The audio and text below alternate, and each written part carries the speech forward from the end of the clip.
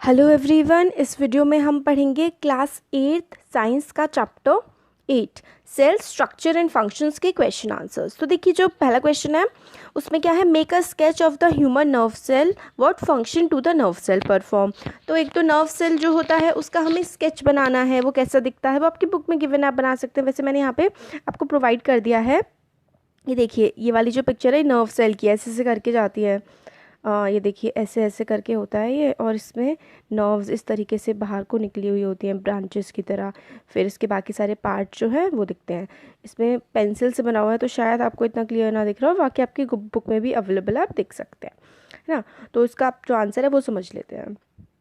Nerve cell receives and transfer messages, thereby help to control and coordinate the working of different part of the body। तो nerve cell जो है वो क्या करता है, receive करता है और ट्रांसफ़र करता है। मतलब जैसे कि बाहर से जो सिग्नल्स होते हैं, मैसेजेस होते हैं, वो लेता है और हमारी बॉडी से बाहर की तरफ को वो ट्रांसफ़र भी करता है। तो देखिए कैसे, nerve cell receives and transfer messages, thereby help to control and coordinate the working of different part of body. अब देखिए, जैसे कि क्या होता है, आपका हाथ जो है अगर किसी बहुत ही गर्म चीज़ पर लग जाए तो खुद ब खुद आप बिना सोचे समझे आपका हाथ पीछे हट जाता है। तो वही काम क्या करता है, यही नर्व सेल्स काम करते हैं। हमारा नर्व सेल का हाथ जो है, आपका हाथ में नर्व सेल है, आपका हाथ लगा गर्म चीज़ पे और फटाफट आपने वापस खींच लिया, क्योंकि आपको पता था उससे चोट लग सकती है, आपको दर्द होगा बाद में। तो आपकी बॉडी इस तरीके से ही फंक्शन करती है। आपका हाथ लगा गर्म चीज़ पे, ब्रेन को मैसेज ट्रांसफ़र हुआ और ब्रेन ने क्या कहा, भाई हाथ को पीछे खींच लो। तो ये कंट्रोल कर लिया ब्रेन ने आपको और कोऑर्डिनेट कर दिया, मतलब ब्रेन और आपका हाथ कोऑर्डिनेट हो गए, साथ में चले। तो यही होता है control and coordination, nerve cell का ये काम होता है। और हमारी बॉडी के डिफरेंट ऑर्गन्स को नर्व सेल्स कंट्रोल और कोऑर्डिनेट करते हैं। अब नेक्स्ट क्वेश्चन है, राइट शॉर्ट नोट हमें निकले हैं। साइटोप्लाज्म क्या होता है? तो देखिए, cytoplasm is a jelly like substance present between the cell membrane and nucleus. Various other components or organelles of the cell are present in cytoplasm. These are mitochondria, Golgi bodies, ribosomes etc.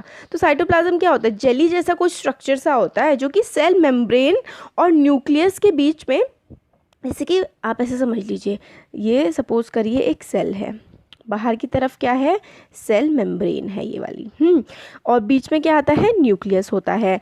और various cell organelles जैसे कि cytoplasm हो गया, ये suppose करिए ये mitochondria हो गया, ये गोल्गी बॉडी हो गई, ये राइजोबियम हो गया। इन सब के बीच में जो होता है ना जेली जैसा स्ट्रक्चर, वो क्या होता है, वो हमारा साइटोप्लाज्म होता है।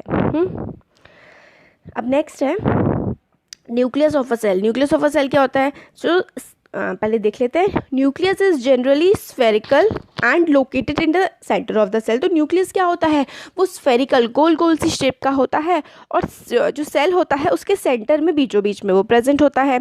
It is separated from the cytoplasm by a member called nucleus membrane. तो साइटोप्लाज्म से अलग होता है ये, हम लोगों ने पहले पढ़ लिया साइटोप्लाज्म क्या होता है। Cytoplasm it is separated from cytoplasm by a membrane called nuclear membrane. तो साइटोप्लाज्म से कैसे सेपरेट होता है, न्यूक्लियर मेम्ब्रेन से। Nucleus in addition to its role in inheritance acts as control centre of the activities of the cell. तो inheritance का भी काम करता है ये, है ना।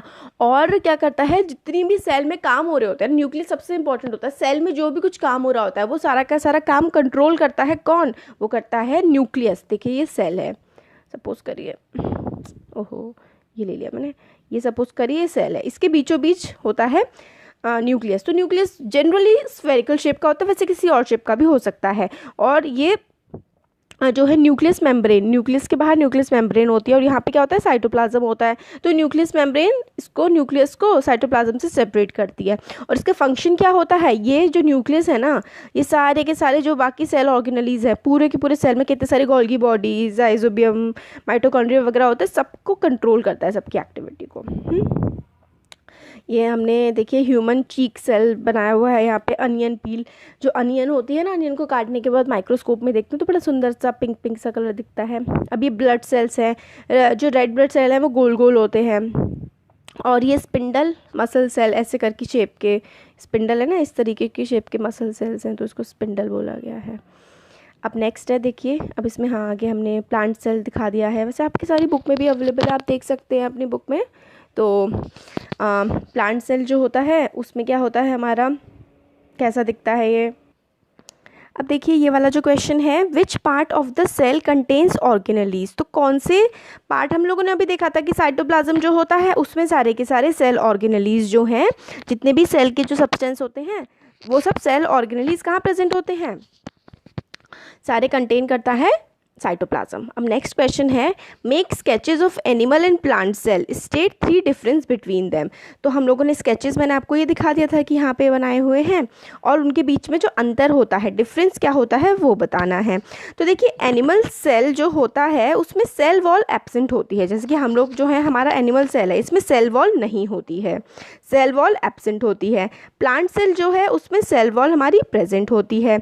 Vacuoles are less in number और एब्सेंट, ठीक है। तो एनिमल सेल में क्या होता है, वैक्यूल्स होते हैं काफ़ी कम होते हैं, और plant cell contain large number of vacuole. तो प्लांट सेल जो होते हैं उसमें काफ़ी ज़्यादा वैक्यूल्स होते हैं नंबर में, और एनिमल सेल में काफ़ी कम होते हैं। प्लास्टिड्स भी नहीं होती है एनिमल सेल में, और प्लास्टिड्स जो हैं वो प्लांट सेल में प्रेजेंट होती हैं। तो क्या क्या हो गया, सेल वॉल, तो सेल वॉल, प्लास्टिड्स और वैक्यूल्स का डिफरेंस जो है आता है। अब क्वेश्चन नंबर 6 है, state the difference between eukaryote and prokaryote. तो यूकारियोट का क्या मतलब होता है, cells having well organised nucleus with a nuclear membrane are designed designated as eukaryotic cell. तो जिनकी बिल्कुल सेल जो होती है हैव वेल ऑर्गेनाइज्ड न्यूक्लियस, मतलब न्यूक्लियस जो है बिल्कुल ऑर्गेनाइज्ड होता है, सही तरीके से होता है। सेल के मतलब न्यूक्लियस और सेल के बाहर क्या होता है, मेम्ब्रेन भी होती है, तो वो हमारे यूकारियोट होते हैं। All organisms other than bacteria and blue green algae are called eukaryote, onion और चीक सेल, ठीक है। तो सारे के सारे जो होते हैं बैक्टीरियाज या फिर ब्लू ग्रीन अल्गी के अलावा सब यूकारियोट ही होते हैं, एग्जाम्पल अनियन, चीक सेल वगैरह।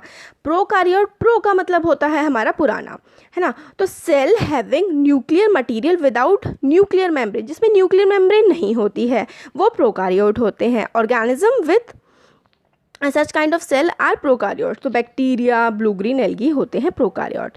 अब नेक्स्ट है, where are chromosomes found in a cell, state their function. Chromosome cell में कहाँ मिलते हैं, उनके फंक्शन बताने हैं।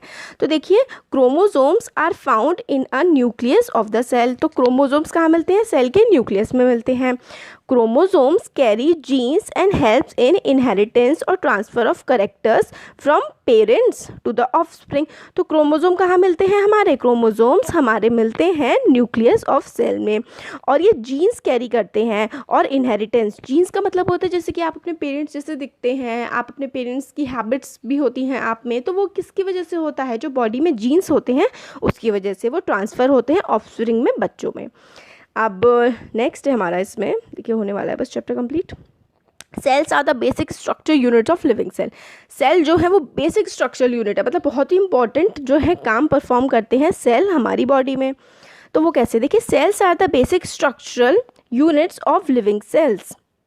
Similar cells perform specific functions and a similar tissue make organs, organs make other organ system and all organ system make organism। तो देखिए cell से क्या होता है, cell basic and functional unit of living organism. देखिए यहाँ पे थोड़ा सा क्लियर नहीं है तो मैं आपको बोल के बता दे रही हूँ। Cells are the basic structure of living organisms. Similar cell perform specific function, तो सिमिलर तरीके के सेल जो होते हैं वो एक तरीके के फंक्शन परफॉर्म करते हैं। तो similar cell perform specific function and tissues, तो फिर वो टिश्यू बनते हैं। सिमिलर टिश्यू मेक्स ऑर्गन, देखिए सेल से टिश्यू बनता है, टिश्यू से ऑर्गन बनता है, और ऑर्गन से ऑर्गन सिस्टम बनता है, और सारे के सारे ऑर्गन मिल करके एक ऑर्गेनिज्म को बनाते हैं। तो सेल से टिश्यू, टिश्यू से ऑर्गन, ऑर्गन से ऑर्गन सिस्टम, और ऑर्गन सिस्टम से ऑर्गेनिज्म बनता है। लास्ट क्वेश्चन है, explain why chloroplast are found only in plant cell. तो प्लांट सेल में ही सिर्फ क्लोरोप्लास्ट क्यों मिलते हैं।